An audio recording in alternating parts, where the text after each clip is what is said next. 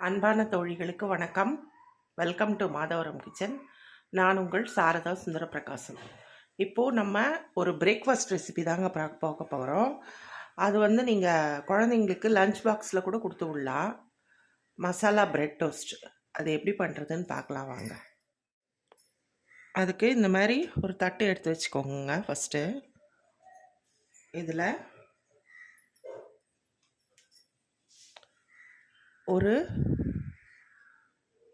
ஒரு வெங்காயத்தை, பெரிய வெங்காயத்தை இந்த மாதிரி கொஞ்சம் கொரகொரப்பாக அரைச்சி வச்சுருக்கேங்க. தண்ணியெல்லாம் ஊற்றக்கூடாது.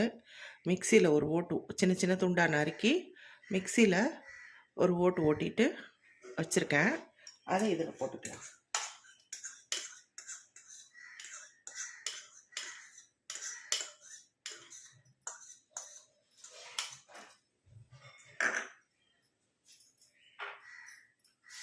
இப்போது இஞ்சி ஒரு துண்டு, பூண்டு ஒரு 10 பல், ஒரே ஒரு பச்சை மிளகா, அதையும் கொரகொரப்பாக அரைச்சி வச்சுருக்கேங்க. அதையும் இதில் போட்டுக்கலாம்.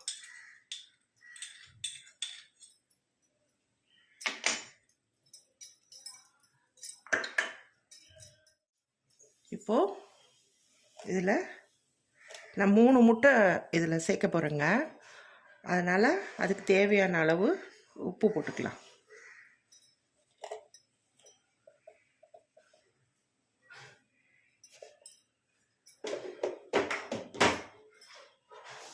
அப்புறம் ஒரு 1/2 ஸ்பூன் மஞ்சத்தூள். இது முட்டை சேர்த்து செய்கிறதால நம்ம கொஞ்சம் மஞ்சத்தூள் நிறையவே போட்டுக்கோங்க, அப்போ தான் நல்லாயிருக்கும். அப்புறம் ஏற்கனவே நம்ம பச்சை மிளகாய் போட்டிருக்கோம், அதனால் 1/2 ஸ்பூன் மிளகாத்தூள், வெறும் மிளகாத்தூள் வீட்டில் அரைச்சது, அதையும் போட்டுருங்க. அப்புறம் கொஞ்சம் ஒரு 1/2 டீஸ்பூன் கரம் மசாலா தூள், அதையும் போடுறேன்.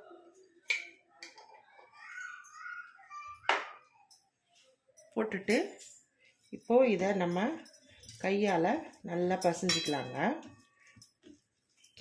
இந்த ஸ்டேஜில் உப்பு செக் பண்ணிக்கோங்க. உப்பு பத்தலைன்னா போட்டுக்கோங்க கொஞ்சம். இப்போ இது இப்படியே இருக்கட்டும். இதில் நம்ம மற்ற பொருட்களை சேர்த்துக்கலாம். இப்போது நான் ஒரு 3 முட்டை எடுத்து வச்சுருக்கேங்க. இந்த 3 முட்டையும் இதில் உடச்சி ஊற்றிக்கலாம். ஒரு பவுலில் ஃபஸ்ட்டு ஊற்றிக்கோங்க. முட்டை எப்படி இருக்குன்னு பார்த்துக்கிட்டு அதுக்கப்புறம் ஊற்றுங்க. ஊற்றிக்கலாம்.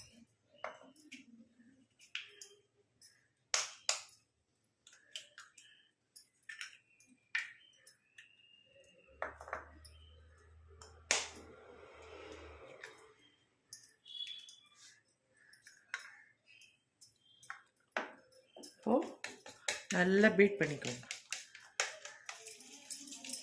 கையால் கூட கலந்து விட்டுக்கலாங்க. உங்களுக்கு இந்த ஃபோர்க்கில் கலக்க முடியலன்னா நீங்கள் கையால் கூட கலந்து விட்டுக்கலாம். இப்போது இதில் நம்ம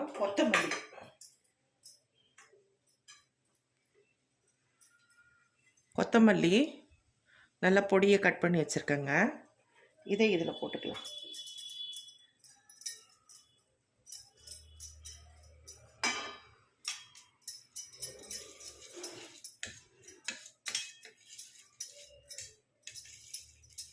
மசாலாலாம் இதில் நல்லா மிக்ஸ் ஆகிற மாதிரி, இந்த முட்டையில் மிக்ஸ் ஆகிற மாதிரி நல்லா கலந்து விட்டுக்கோங்க.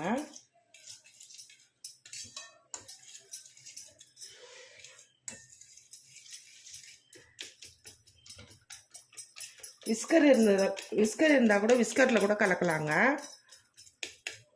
நல்லாயிருக்கும். நல்லா மிக்ஸ் ஆகிடும். அவ்வளோதான்.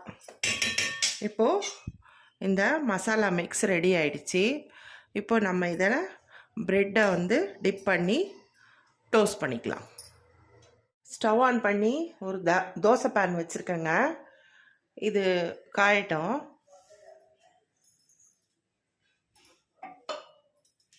இப்போது நம்ம கொஞ்சம் எண்ணெய் விட்டுக்கலாம். இதில் 1 ஸ்பூன் எண்ணெய் விட்டுருக்கேங்க.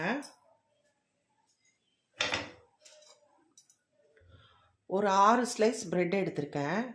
இது வந்து சின்ன சைஸ் பிரெட்டு தான், இது சின்ன ஸ்லைஸு. இப்போது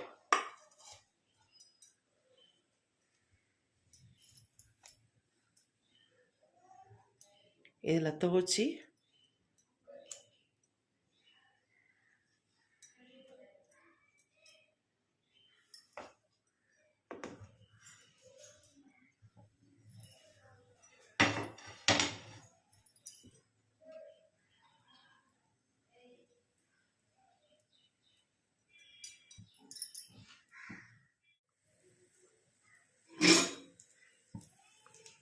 உங்கள்கிட்ட பட்டர் இருந்ததுன்னா பட்டரில் கூட நீங்கள் சுடலாங்க, நல்லா டேஸ்ட்டாக இருக்கும்.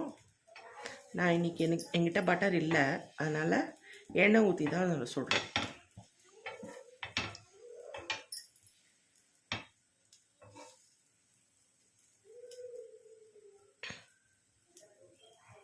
ரெண்டு பக்கமும் நல்லா ப்ரௌனாக சுட்டு எடுத்துக்கோங்க. நல்லா டோஸ்ட் ஆச்சுன்னா சாப்பிட்றதுக்கு ரொம்ப நல்லா இருக்குங்க. இதில் வந்து சில பேர் கொஞ்சம் சர்க்கரை ஆட் பண்ணுறாங்க, ஆனால் நான் அதெல்லாம் ஆட் பண்ணல.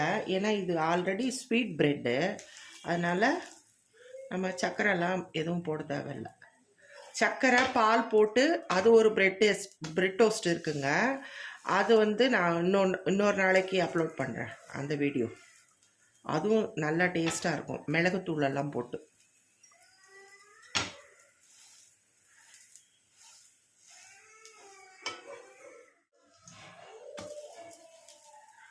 இதை குழந்தைங்களுக்கு நீங்கள் லஞ்ச் பாக்ஸில் கூட கொடுத்து விடலாங்க, நல்ல டேஸ்ட்டாக இருக்கும். ஆறுனா கூட டேஸ்ட்டாக இருக்கும். சூடாக சாப்பிட்டாலும் நல்லா டேஸ்ட்டாக இருக்கும், ஆறுனா கூட டேஸ்ட்டாக இருக்கும். காலையில் பிரேக்ஃபாஸ்ட்டுக்கு இதை ஒரு 4 ஸ்லைஸ் சாப்பிட்டு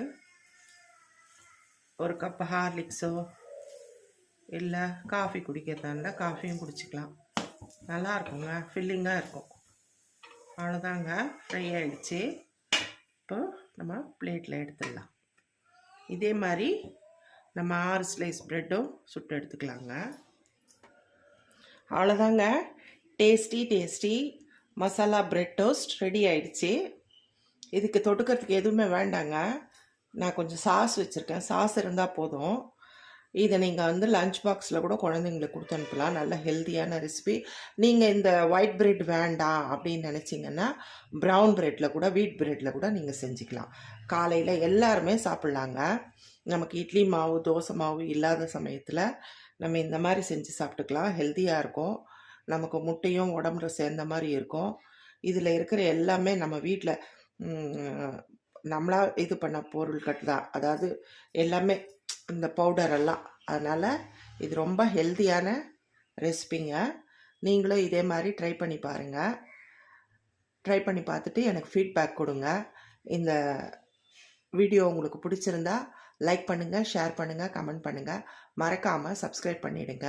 தேங்க்யூ ஃப்ரெண்ட்ஸ்.